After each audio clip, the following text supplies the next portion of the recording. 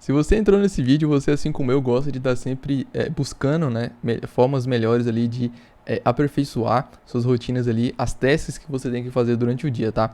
Nesse vídeo eu vou te mostrar como que eu fazia, qual que era o problema e como é que eu faço hoje, tá? Então, vamos lá pro vídeo.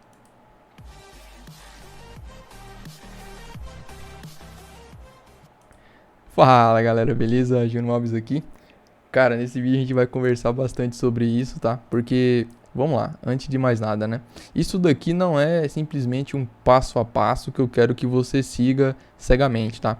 Isso aqui é a forma como eu fazia as coisas e o problema que eu enxergava, tá? Que eu acabei pegando ali ao longo do tempo. E como é que eu faço hoje, né? Como é que eu fui aperfeiçoando para minha realidade, tá? Então, antes de mais nada, né? Isso aqui é o meu ponto de vista e eu quero muito, de verdade, que você comente o seu ponto de vista aí também.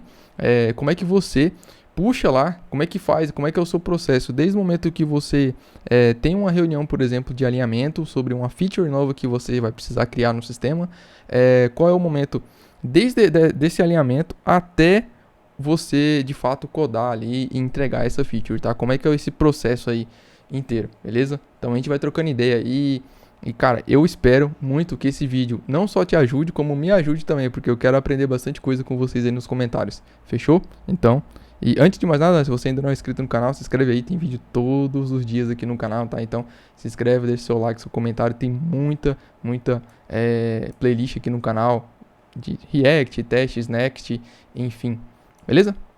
Então vamos lá. Como que eu fazia, tá? Basicamente era isso daqui, eram esses 3 pontos, tá? Então a gente tinha, por exemplo, uma reunião de alinhamento, né? Onde alguém de negócios ou algum outro dev que tinha mais experiência, né? Depende muito da empresa que você tá, o tamanho da empresa, né? E etc. Mas geralmente é alguém que tem um conhecimento ali do negócio, né? Ele vai fazer uma agenda de alinhamento, ele vai te passar, né, essa feature, por exemplo, né, vamos pegar de exemplo aqui uma feature nova que você vai ter que criar no sistema.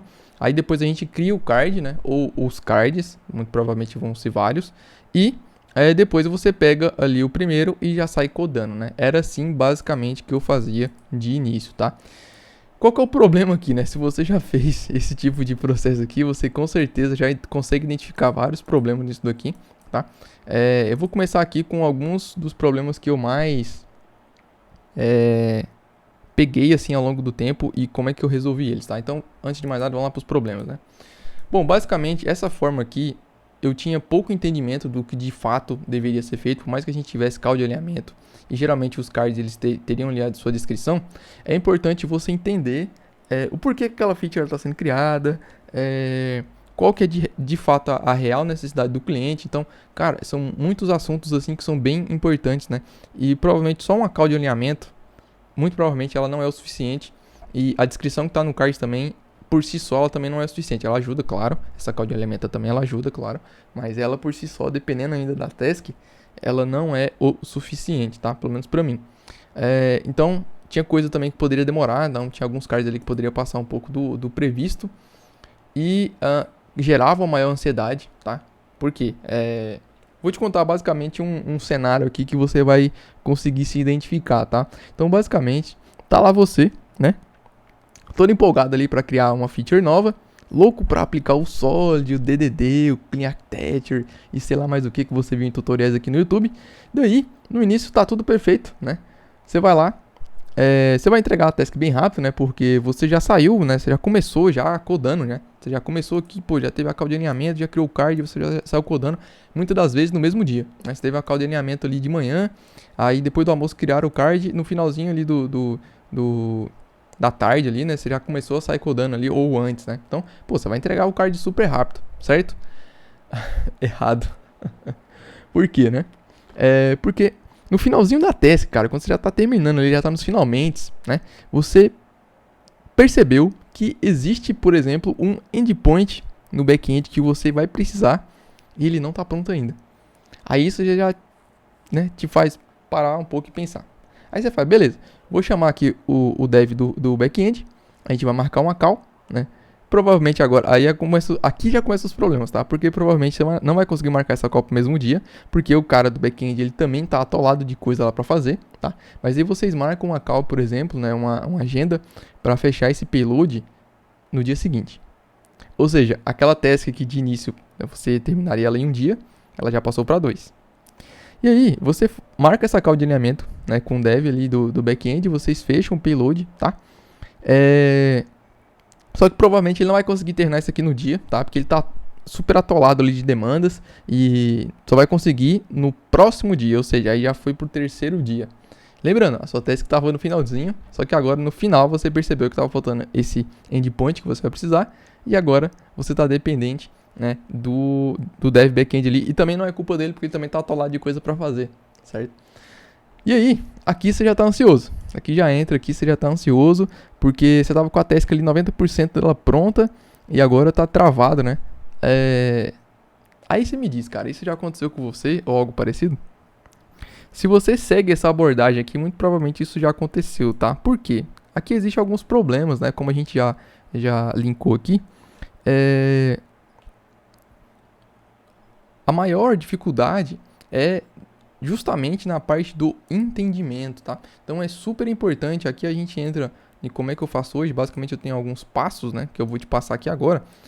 Basicamente, o foco maior não é o código, tá?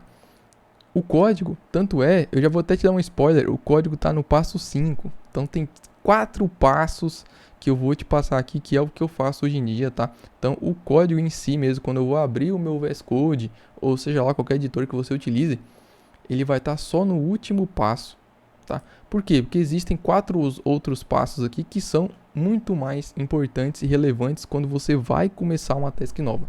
Por exemplo, entender o que precisa ser feito. Antes de você começar a pensar em abrir VS Code ou qualquer editor de código que seja, é super importante você entender primeiro o que você vai criar, certo? Você precisa entender o que precisa ser feito. Isso aqui, cara, é o que a grande maioria esmagadora acaba não fazendo. E eu também não faria, não fazia direito anteriormente, tá?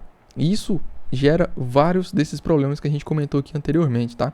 Então, o próximo passo é você, depois de você entender o que precisa ser feito, você olhar todos aqueles, os pontos ali que você fez uma anotação ou coisas assim, e aí começar a se questionar quais os recursos que você vai precisar.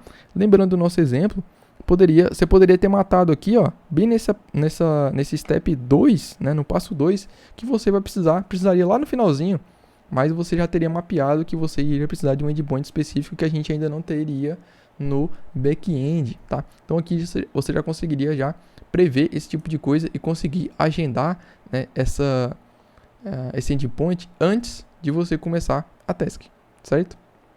O próximo passo, daí sim, eu moveria ali o card para in progress, ou seja, tudo isso aqui são requisitos que aquele card, por exemplo, ele precisa, tá? Então, o mínimo é você entender ele. Claro, muitas das vezes você vai mover o card para o in progress e depois você vai começar a pesquisar ali, né? Ver que de fato ele precisa, fazer alguma agenda de alinhamento, por exemplo, com um PO ou alguém da área de negócio para você entender mais, né? E ter mais noção do que precisa realmente ser feito, o que de fato aquilo que você vai criar ele vai entregar de valor para o cliente final, certo? Isso é super importante. E depois ali você também vê os recursos que vão precisar. Dá para fazer esses 3 aqui em paralelo, tá? Então, eu gosto de deixar separado assim. Não necessariamente que eu vou fazer de forma separada, mas eu gosto de deixar separado aqui para poder frisar cada um deles, beleza? Aí o próximo passo, diagramas, cara.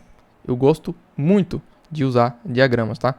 E aí, por exemplo, você pode usar um ScaleDraw, você pode usar um TeleDraw, tá? O TeleDraw é o meu preferido, eu uso bastante ele, inclusive tem extensão para o VS Code, direto em alguns vídeos.